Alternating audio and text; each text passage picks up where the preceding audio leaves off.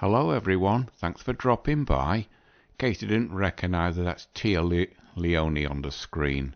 Only thing I've ever seen her in is Bad Boys, the original one, which was better than the sequel, and I didn't bother watching any of the others.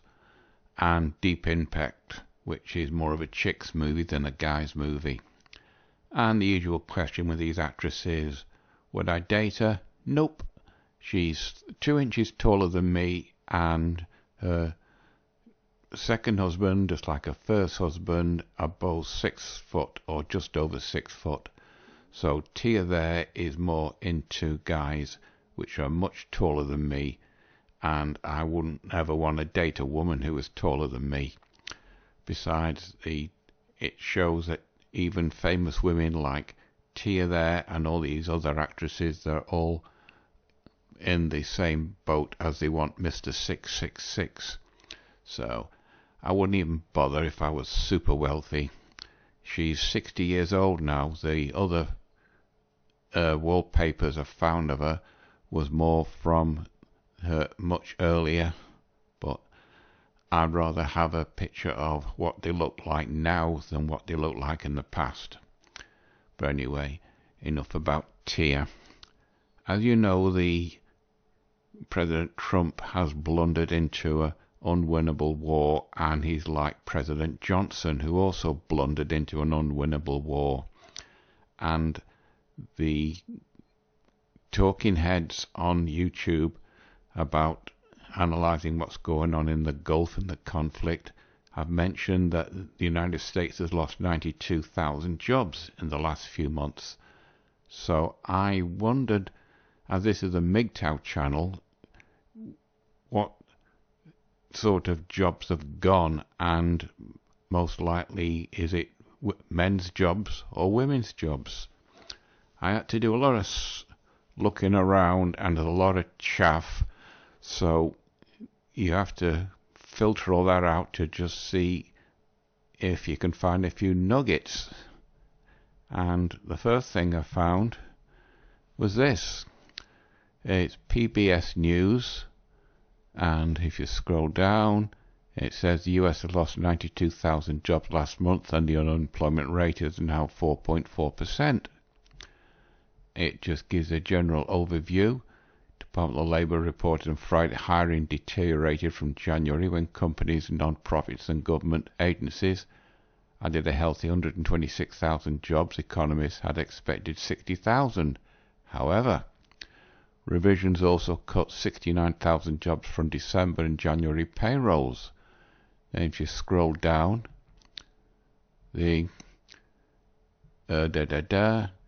construction companies lost 11,000 jobs last month, which likely reflect the frigid weather.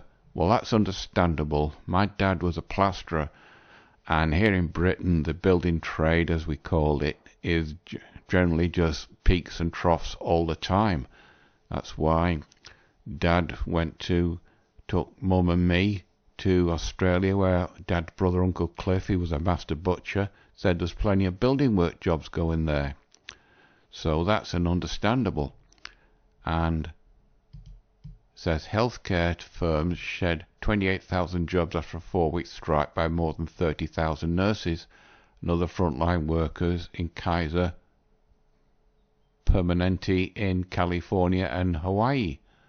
Now, healthcare firms, those jobs are generally done by women, so that's 28,000 women out of the workforce. And American factories cut 12,000 jobs and have now lost for 14 of the last 15 months. Well, with Trump's tariffs, that's understandable that factories are cutting back production. And this bit is the one which took my eye when reading through it. Restaurants and bars lost nearly 30,000 jobs. Now that could be a tacit nod to the MGTOW effect, because guys are not going into restaurants and bars, as the guys find out that women being too picky, the foodie date, so the guys decided to not bother. So restaurants and bars are not having couples going in, and if a guy goes in, he's just going in on his own. So that is a reason why they've lost around about 30,000 jobs. Of course, I may be wrong, but if you look at it in a MGTOW perspective, then that is a sort of a dot being linked together. And then it says administrative and supported services firms lost nearly 19,000 jobs, and courier and messenger services lost almost 17. Administrative and support services are generally done by women, so that's 19,000 women out of the workforce, and courier and messenger services lost almost 17,000, while courier, Amazon has got the drones delivering parcels, and messenger services also are being automated. But on the good side, financial firms added 10,000 jobs, though jobs continue to hit that sector as well. The financial jobs could be when doing the administration of winding firms up and cutting back on the workforce. And then it goes hourly rates and all this, that, the other. Going back to women, I found this in Forbes. This was done on 14th of February this year. Women made up nearly all the jobs losses last month. If you scroll down, a thriving economy is partly reflected by a labour force, true. The latest Bureau of Labour Statistics job report shows striking disparities. 91,000 women left the labour force last month, compared to just 10,000 men who joined the labour force last month.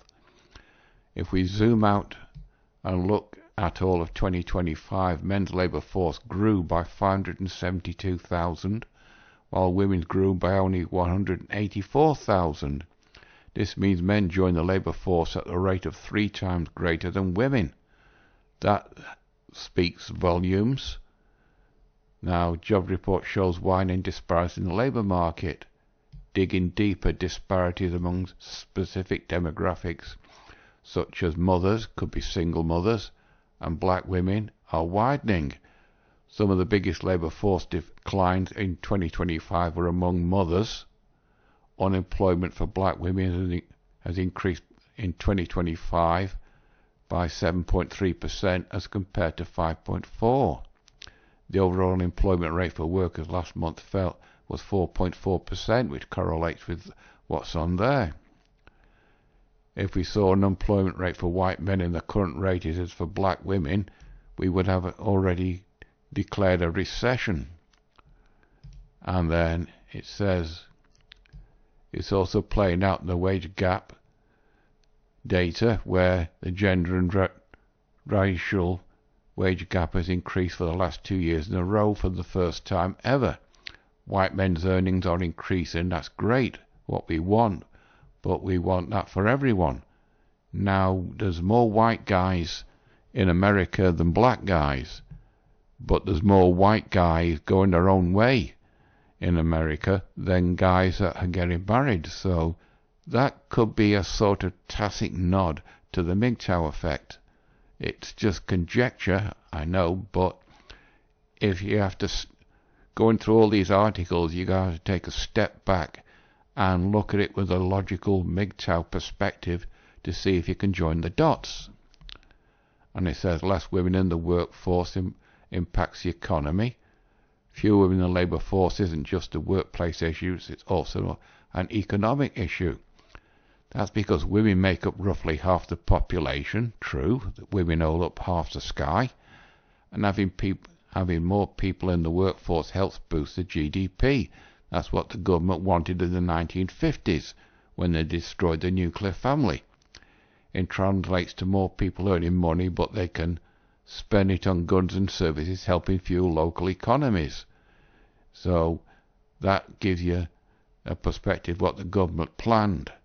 In the 1950s in America, like in my country, you could have a family and just one wage. The guy went out to work, the husband, and his wife stayed at home to raise the children. But the government wanted more women in the workforce to raise the tax benefit, the tax take. And more people in the workforce means a greater percentage of the population paying taxes. See, to help increase the government's revenue to fund public's goods and services, cash and prices, which in turn spurs economic growth, closing the gender gap that could lift the GDP by 20%. But the gender gap is, you close the gender gap and increase more funding, but you also destroy the family unit, which is the bedrock of any society.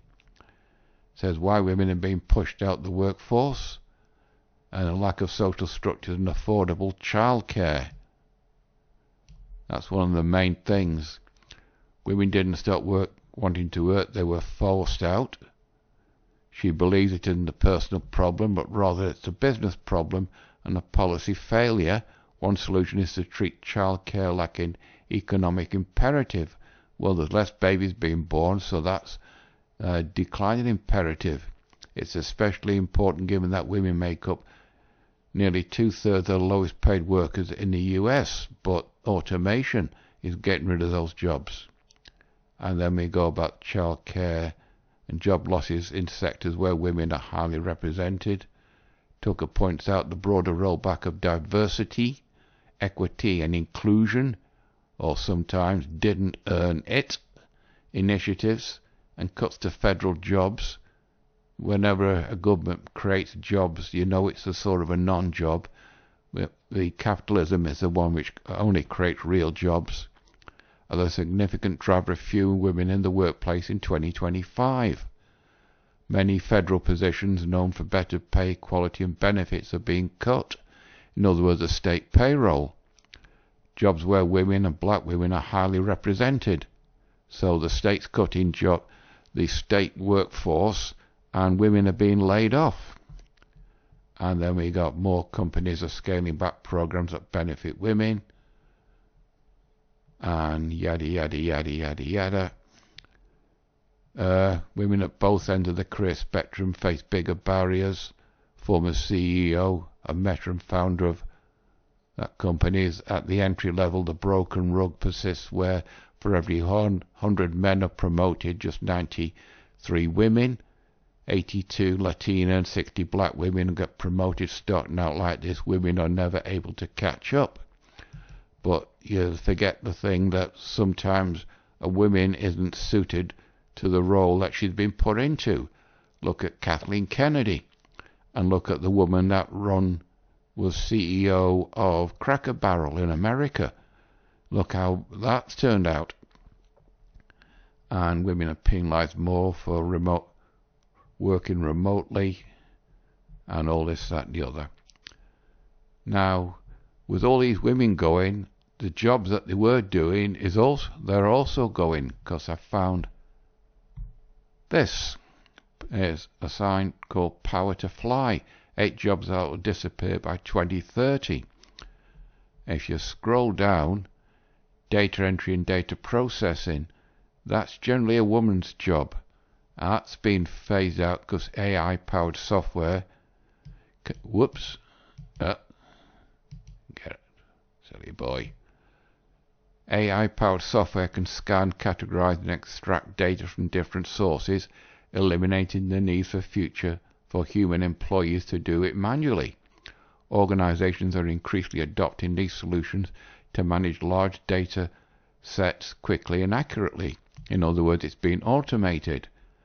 Manual software testing, and the same thing.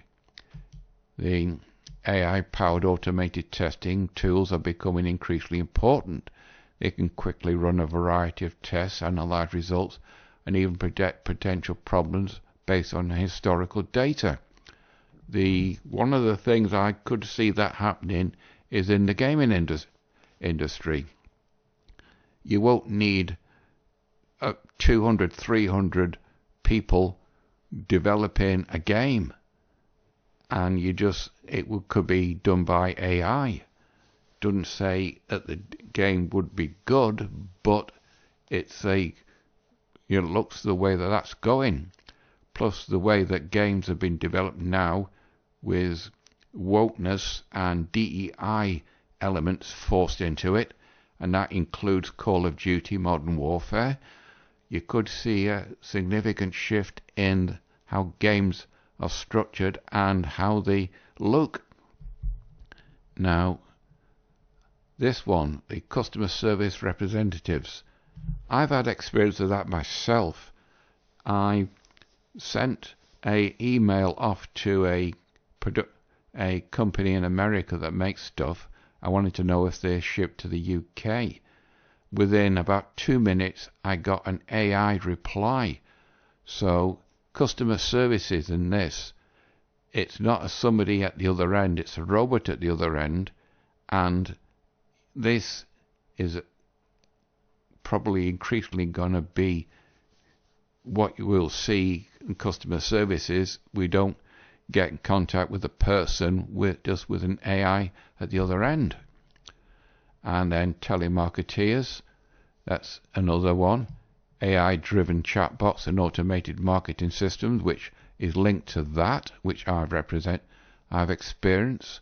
Revolutionize customer outreach with the ability to engage customers effectively and efficiently.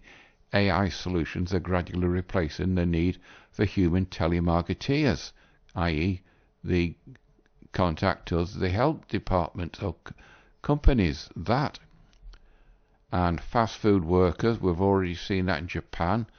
There being robot technology. You won't see many young women in these fast food working places. It'll mostly be automated. Administrative and legal support systems, that's generally a large percentage of women working in it. Once again, automated and digital tools are taken on tasks additionally handled by legal administrative staff and paralegals, like documented preparation, scheduling and basic contract renewal. That's usually predominantly women. Outbound sales agents, that's connected with telemarketeers and customer service representatives. The crucial role contacting prospective customers and promoting products, that will be AI and automation. That's another area where women probably won't need to be employed. And drivers face significant disruption due to advancement in autonomous vehicles and drone delivery systems. That would be Amazon. Taxi drivers, with Uber, automated. Truck drivers, I can't see that being replaced with people. Look at the number of truck drivers in the United States. They're not going to get rid of them in a hurry. And delivery drivers are increasingly at risk of being replaced by automated counterparts. Maybe for small things, but truck drivers in America, in the highways, you notice they're hauling large amounts of goods and manufactured products, so you could say that they're safe. And then the bigger picture, how AI is changing work. Financial and banking, a lot of women employed there. Healthcare, that's predominantly women. Retail, the same. Manufacturing, to a large degree, that's 50-50. And professional services like the telemarketing and that, a lot of women are employed in that. That's that.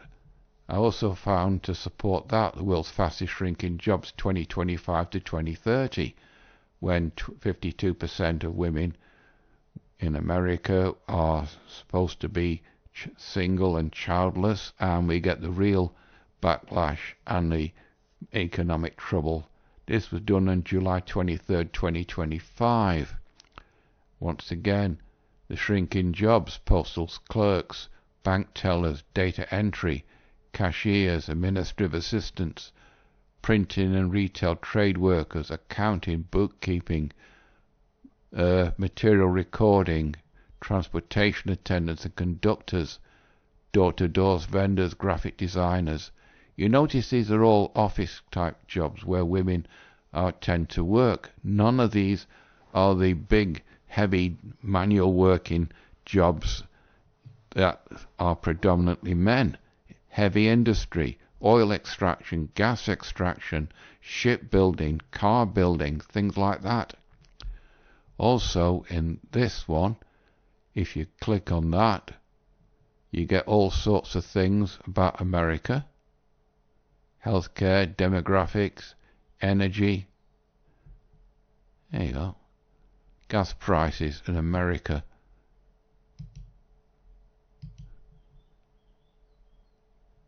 $3.58 a gallon. Lucky America. Wish it was that here. The $5.34 in California gives you an idea what price the petrol is in America and diesel.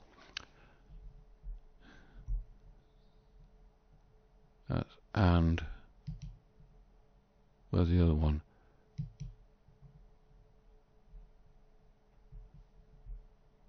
US jobs losing the most workers by 2034. 4 years since the 52% of American women are single and childless. Absolute decline: cashier, office assistant, customer depart, bookkeeper. All these jobs, women are employed, and look how much many of these jobs are going to go. Declining jobs: clerical typist, roof bolter, but you'll always need men for that. Phone operator, receptionist, switchboard operator, data entry, on and on and on. I'll naturally put all these links below so you can have a look around yourself. Now, going back to today with the conflict in Iran and the US economy, it just depends on the price of oil. You've seen the price of gasoline and diesel going up in your areas across America. Over here in Britain, I have a diesel car, and last Tuesday diesel was £1.51 a litre, and I topped the tank up on Saturday, and diesel now is £1.59 pence a litre. Let's just see what it is now. RAC, whoops, fuel watch. Latest petrol and diesel prices. Let's see where it's gone up to. Whoa, it's gone up again. 160, another penny. On the motorway it's 173, which works out, if you convert it to America, it's about $9, maybe $10 a gallon. That's what we have to pay. Now, on the Talking Heads on YouTube, it's not just oil. 22% of oil which is coming through the Straits of Hormuz. It's 37% of the global supply of fertilizer that comes through the Strait of Hormuz. So without fertilizer, the crops are not going to be as abundant, and that could mean food prices go up along with the cost of transporting the food. So that could be an economic impact. I also found this: investors should watch the Iran conflict. $91 oil, which is, it has gone over $100 a barrel now, and 92,000 job losses, which corresponds with that. It says tensions in the Middle East have been reflected in markets, increasing volatility in stock markets last week. History provides some guidance to likely economic and financial market outcomes following significant geopolitical events and oil price shocks. Market reaction, and then the American stock market is getting upset, and since hostilities began on January 28th, the US dollar strengthened. It's a typical given safe haven status, but yields of the 2-year and 10-year Treasury bonds are higher. But who's buying them? And then the less economically sensitive data shocks have outperformed the more economically geared cynical shocks. since the start of the conflict, reflecting increasing concerns about US economy's path. And then this bit, focus on the economic of the conflict. The most direct impact on the US economy is oil prices, with Iran threatening the oil supply, the Strait of Hormuz. There's a fear of supply shock. About 20% of the global oil supply typically passes through the strait, so a disruption can cause a bottleneck. These oil supply fears are reflected by oil prices quickly. Crude oil, the 67 before the conflict, now it's 90. It went up to over 100 the other day. The relative performance of the energy shocks typically reflects the momentum on crude oil prices. One of the few bright spots of the shocks in stocks since the outbreak of hostilities, energy stocks have gained 1% and the S&P 500 fallen 2%. Now, I'm nearly 70 years old. I'd remember the 1970s and the oil embargo with OPEC first starting. I didn't have a driver's license then because I was only about 17, but I remember queues at the station, at the forecourts, and the effect it had on the US economy. So this, coupled with this, it could have more effect on women in America than guys. So guys that have gone their own way, they will be more better off than the majority of women who are strong and independent and don't need no men. So it's just a case of seeing what happens. I won't be doing a video next Monday. If I do one, it'll be on the Sunday, because I'm going to Chill Factor again to see if Crystal Ski is taking bookings for slope starters. I'll give skiing one last go, but if this next holiday turns out as miserable as the previous ones have been, then that really will be it. I'm not going to waste my 7th decade trying to get into a sport that clearly doesn't want me into it. So that's just a forewarning, and I think I'm well over the 30 minutes now, so you all know the routine, like, dislike, etc. It's completely up to you.